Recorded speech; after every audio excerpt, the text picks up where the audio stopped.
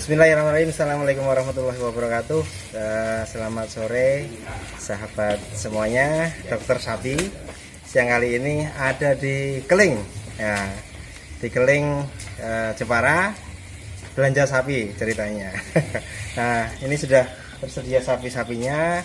Kita akan melihat spek umurnya dari giginya, kemudian kita melihat reproduksinya, kemudian kesehatannya seperti sahabat. Nah, yang kali ini saya mau melihat sapi-sapinya bunting apa tidak, ada gangguan reproduksi apa tidak.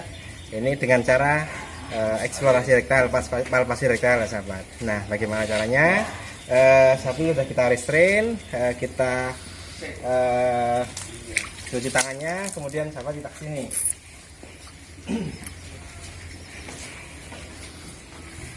Sahabat, ini sapi umurnya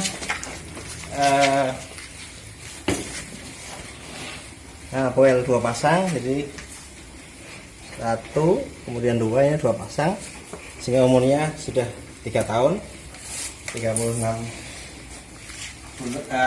bulan. Kemudian kita lihat di belakang ini,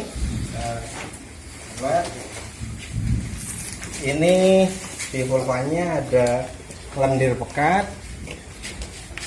warnanya bisa kemarin kuning, kemudian terkena bekas-bekas kotorannya. Kemudian di sini juga ada sisa-sisa lendir-lendirnya. Kita coba cek dia bunting apa tidak, atau dia mungkin setelah birahi atau seperti apa. Nah, palpasi rektal kita lakukan seperti ini. Sapi kita buat restrain, tenang, kita keluarkan kotorannya, baru kita lihat saluran reproduksinya sahabat. Nah, sapinya tenang, hati-hati, harus aman, harus benar-benar safety, jangan sampai ketendang.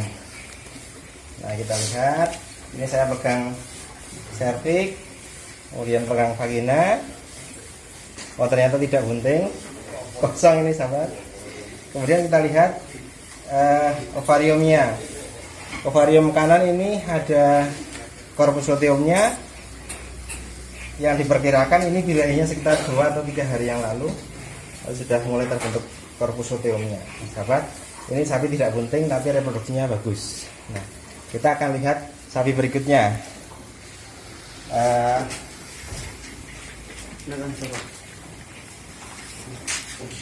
Ini sapi bagus, PO. Saya coba cek reproduksinya.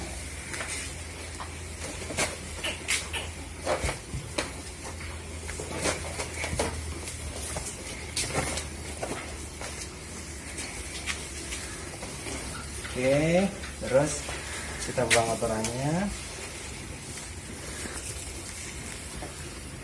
Nah, kita bisa melihat bahwa sapi ini serviksnya cukup besar, jadi reproduksinya cukup bagus, kosong, tidak bunting. Sementara di ovarium sebelah kanan itu ada folikelnya, ovarium sebelah kiri CL, ini diperkirakan sekitar mungkin 5 hari lagi dia mungkin akan birahi. Tanda-tanda sapi birahi seperti kita lihat, kalau dia pasti tidak birahi, di vulvanya dia akan terlihat pucat, tidak ada tanda-tanda leleran seperti tadi, karena dipengaruhi oleh hormon progesteron. Nah, ini bagus, kita coba lihat umurnya. Coba kita lihat umurnya coba. Nah, ini gigi bawahnya ada 2 pasang yang sudah tanggal, 1 pasang yang sudah tanggal, jadi diperkirakan umurnya 2 tahun. Ini 1 pasang yang baru tanggal. Nah, itu sahabat. Nah, oke. Sapi ketiga, ini sapinya keturunan cross ya, sapi cross. Kita coba lihat reproduksinya seperti apa. Jangan-jangan bunting. Kalau bunting alhamdulillah. Nah, kita lihat ini serviksnya kecil, masih kosong sahabat, masih kosong. Mungkin umurnya juga belum terlalu, masih seperti kita lihat umurnya.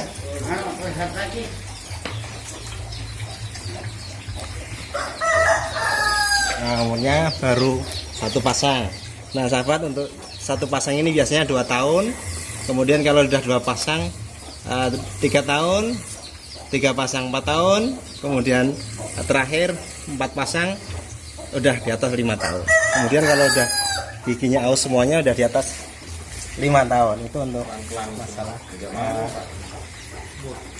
umur sapi. Saya lanjutkan sahabat semuanya. Jadi sapi dalam kondisi hujan seperti ini memang harus hati-hati, dimana nafsu makannya juga tidak terlalu bagus, apalagi nafsu minumnya. Nah ini yang membuat kondisi sapi di musim-musim hujan yang harus diwaspadai, yaitu terkait dengan kesehatannya sahabat. Nah, kebetulan di sini sapi-sapinya untuk breeding kemudian cukup sehat-sehat. Makanannya kita lihat sahabat, ada 3 jenis makanan yang ada di sini. Yang pertama kita lihat di sini, ini adalah odot, rumput odot. Rumput odot ini sapi cukup suka, cukup senang, proteinnya cukup bagus. Ini kalau dibuat ranking, rumput odot ini nomor 2. Yang pertama tadi tepung jagung, yang kedua odot, yang ketiganya ada jerami. Ini yang pertama rumput odot. Nah kemudian kualitas yang ketiga itu adalah jerami. Jerami ini hasil samping dari panen padi, yang mana ini masih cukup bagus karena hijau-hijau, masih ada hijau-hijaunya, sehingga sapi pun cukup senang. Ada jerami yang juga tidak di bentuknya kering, tetapi ada juga jerami yang sudah dilakukan fermentasi.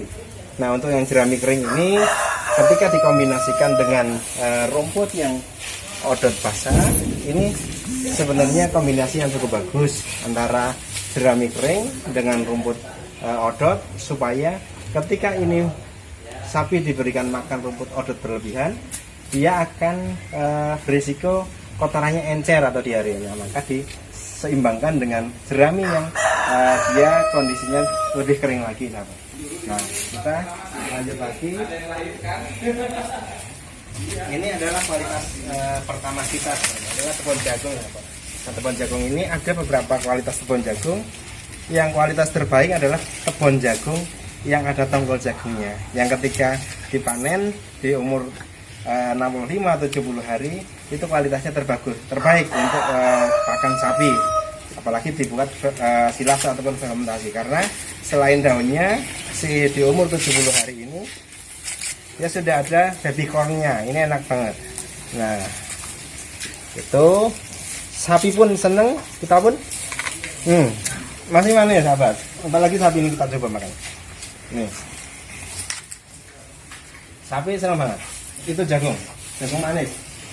Nah kualitas berikutnya dari tepung jagung itu adalah tepung jagung manis. Tepung jagung manis itu yang tinggal tepung jagungnya aja tanpa jagungnya. Ini kualitas yang kedua. Kualitas ketiga dari tepung jagung adalah tepung jagung yang dipanen untuk kering. Nah, gitu. Nah, untuk di masyarakat biasanya ada pakan tambahan, bahan-bahan comboran. Ini biasanya garam, kemudian ditaburkan di jerami untuk biar nafsu makannya bagus, atau mungkin biasanya diberikan tambahan-tambahan yang lainnya. Ini bahan-bahan baku combor adalah dedak ya sahabat. Dedak biasanya dicampurkan dengan air di sini, kemudian ditambahkan garam. Ini sapi nanti makannya akan lahap seperti itu sahabat. Nah ini model-model peternakan di masyarakat seperti itu yang dikembangkan sehingga memanfaatkan bahan makanan yang ada. Sapinya tetap bagus, sapinya tetap sehat sahabat jemaah. Nah mudah-mudahan breeding di Indonesia dapat berkembang dengan pesat. Salah satunya adalah sapi-sapi milik masyarakat. Peternak-peternak yang 1 ekor 2 ekor justru itu adalah pabrik-pabrik sapi. Maka sebagai petugas pelayanan kesehatan hewan, petugas reproduksi, mari kita bangkitkan lagi semangat kita untuk mengabdi ke masyarakat. Sahabat, terima kasih. Mungkin dari saya sekian. Jangan lupa subscribe, share Dokter Sapi, Jasa Susilo, dan ikuti terus channel YouTube saya. Sekian, assalamualaikum warahmatullahi wabarakatuh.